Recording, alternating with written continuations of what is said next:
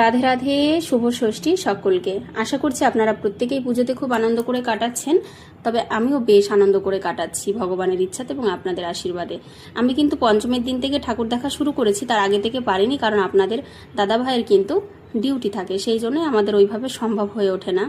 তো যাই হোক, আমরা কিন্তু পঞ্চমীর দিন চলে গেছিলাম আমাদের গ্রামের বাড়িতে এবং মাঝরাতে বলতে পারেন 2টোর পরে 2:30 নাগাদ আমরা বেরিয়ে পড়েছিলাম ঠাকুর দেখার উদ্দেশ্যে।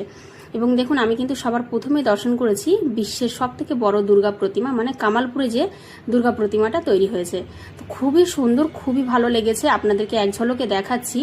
লক্ষ্মী, গণেশ, সরস্বতী, কার্তিক, মহিষাসুর থেকে মা দুর্গা প্রত্যেকের মুখ মণ্ডল এতটা সুন্দর হয়েছে যে বলে বোঝাতে পারবো না। খুবই সুন্দর লেগেছে এবং সেই সাথে গ্রামের পরিবেশটা কিন্তু খুবই ভালো লাগে। আর গ্রাম বাংলায় কিন্তু মধ্যরাতে পঞ্চমীর দিনে সেরকম একটা ভিড় দেখা যায় না, সেই জন্য রাস্তাঘাটে বলতে পারেন ভিড় খুবই কম ছিল। তবে এখনও কিন্তু এই মাঠে বেশ কিছু লোকজনের ভিড় রয়েছে এবং প্রত্যেকে আসছে। ভোর হয়ে যাচ্ছে, তাও কিন্তু মানুষের মধ্যে এই একটা বছরের অপেক্ষা, তো মাকে দর্শন করার কিন্তু আবেগটা একদম কমে না এবং ইচ্ছা শক্তিটাও প্রবল থাকে সকলের মধ্যে। তো যাই হোক, দেখুন আপনাদেরকে এক ঝলকে দেখিয়ে দিচ্ছি কতটা সুন্দর লাগছে। আমার তো ভীষণই ভালো লেগেছে এবং আমার খুবই ইচ্ছা ছিল যে আমি একটুখানি এই মায়ের মুখটা দর্শন করতে চাই, মানে এই প্রতিমাকে।